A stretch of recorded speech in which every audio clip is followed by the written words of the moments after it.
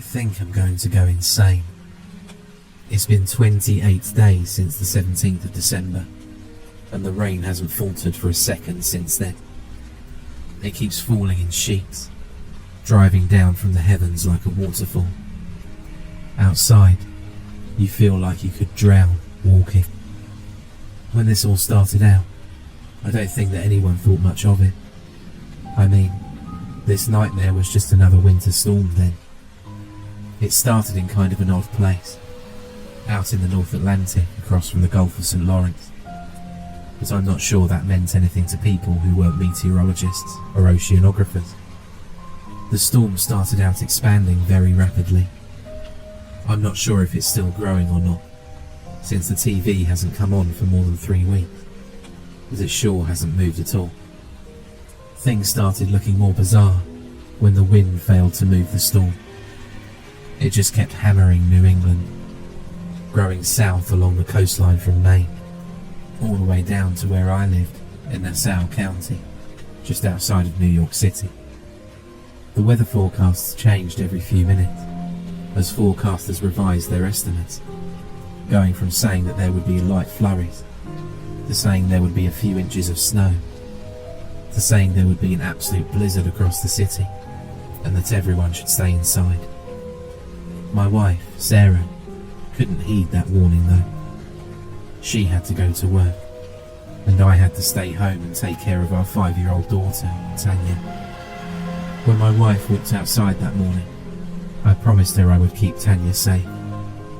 Watching Sarah pull out of the driveway in her car, I had no idea that would be the last time I would ever see her.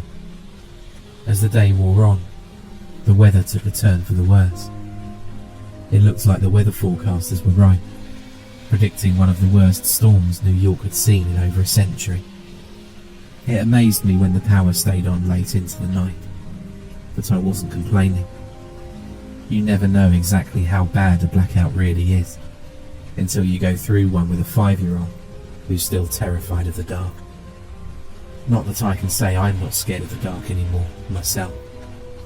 The last time we saw the cheerful, smiling forecasters on the Weather Channel, they were saying that the storm had expanded south into New Jersey, and we could receive 2 feet of snow during the night. It was at about 6:23 p.m, I think. Less than a minute later, the Weather Channel cut off, and every program on the television changed to a warning, telling everyone to get out of New York City, along whatever bridge they could take, and avoid Manhattan Island. I tried to reach the company where Sarah worked on my phone, but the lines were down. I didn't really know what was going on, but I decided to listen to the reporters on my TV and get Tanya out of the city. I struggled with the idea that I shouldn't just desert Sarah, who worked in Manhattan, but when I got outside, I realised I couldn't possibly risk going there. To the south, across the horizon, the dark clouds of night were painted red with flames. The traffic was horrible, but not as bad as you might think. A lot of people were reluctant to leave. They all seemed to be in shock. I drove my Cadillac along the roads through Nassau and Queens, seeing a lot of people standing by the roadside, watching the shadow of the flames flickering against the sky, but running into far fewer actually driving along the road. Some of the people were slowly making their way by foot out of the city, and as time went on, the traffic congestion got a bit worse. But amazingly, I was able to get myself and Tanya out of New York before it became so bad I couldn't drive at all. I still remember looking across the harbour on the road from Queens to the mainland and seeing Manhattan Island burning. I don't think I'll ever forget that. Tanya kept staring out the window, speechless, and tired too, I believe. I don't know for certain what time it happened to be, but I think it was past 11.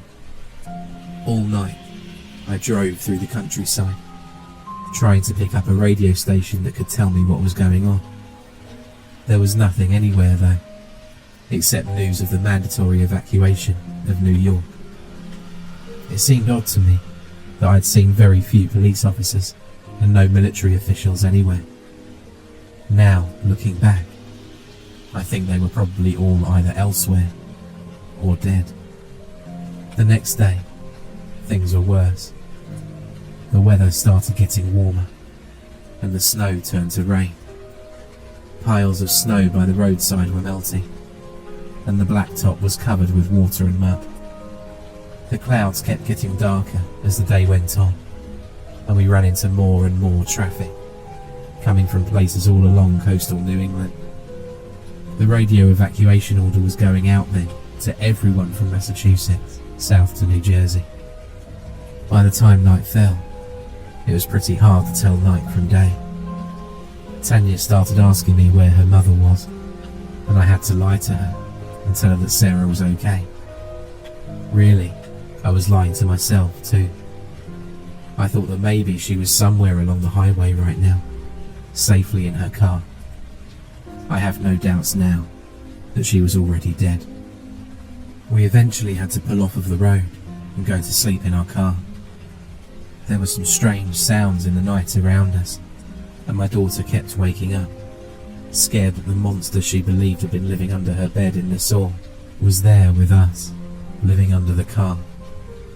I told her it was all just her imagination, but I couldn't help hearing the scratching on the undercarriage, or the occasional low purr coming from somewhere further out in the night. When morning came, everything seemed well again. That is, until I got moving. I wanted to believe that the sounds I'd heard the night before, and the ever-present sense of something out there in the night, had all been figments of my imagination. But what I saw along the roadside shook that pleasant notion from my head. Everywhere, there were cars still sitting on the roadside, their windows broken out, and their doors sometimes torn off their hinges. In front of some, deep trails led through the melting snow into the distance. There was no way I was going to stay out in the car that night. Instead, I chose to find a house along the road which looked empty, and, well, I broke in. To be more accurate, I knocked on the door, and it creaked open on its own. No one was inside, so I decided that I and Tanya could stay there for the night. The door locked safely and securely behind us, and we seemed to be safe. We've been in that house ever since. At first, we stayed in the upper part of the house, but as the nights and the days grew together into one dark, pitch-black blur, we decided the basement was probably safer. Just in time, too. Soon after we went down to the basement, I heard something break down the front door and crash around in the upper part of the building, toppling tables and knocking over the television. Time passed slowly, eternally dragging on.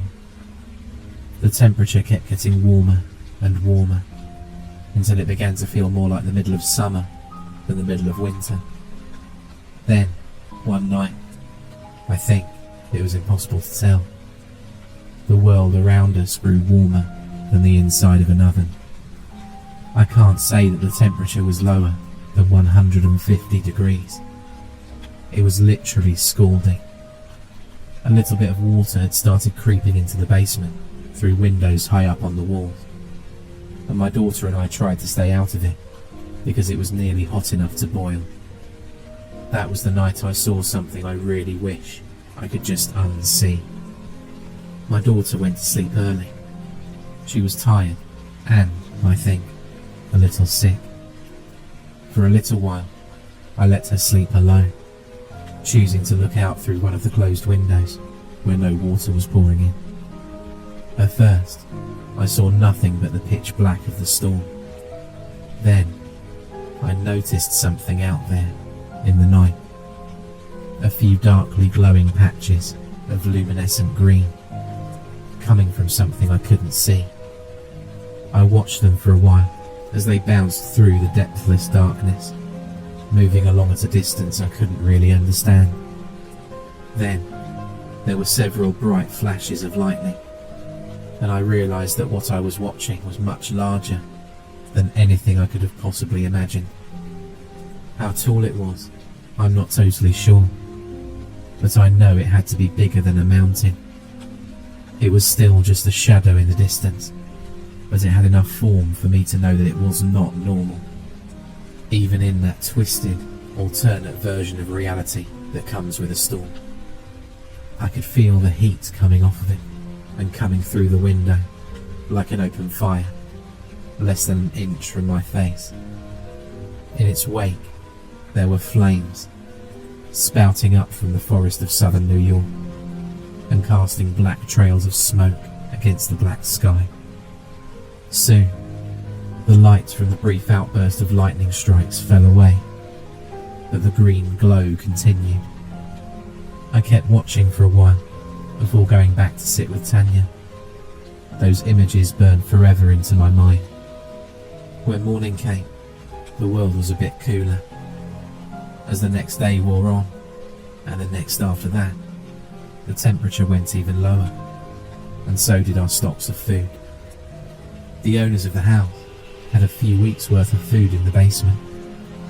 Apparently, they were farmers who had kept old traditions of canning and drying their own produce. It lasted us longer than I thought, but now we've been out for a while, so I think that Tanya and I are going to head out. If the car works, we'll take it. If it doesn't, we'll figure something out. There's water everywhere, and it's more than a foot deep on the flat land here. The ground reached its saturation point weeks ago, and the water hasn't had time to drain away fully. I don't know what's going to happen if it keeps raining. I guess this part of New York is going to join the Atlantic Ocean. I'm just thinking that maybe we can get to safety somewhere. There has to be some place where this storm hasn't reached. I'm leaving this message here, just in case someone finds it eventually. I just want there to be some remnant of Tanya, Sarah and I passing through this world. I don't want us all to be just 3 more faces in the storm.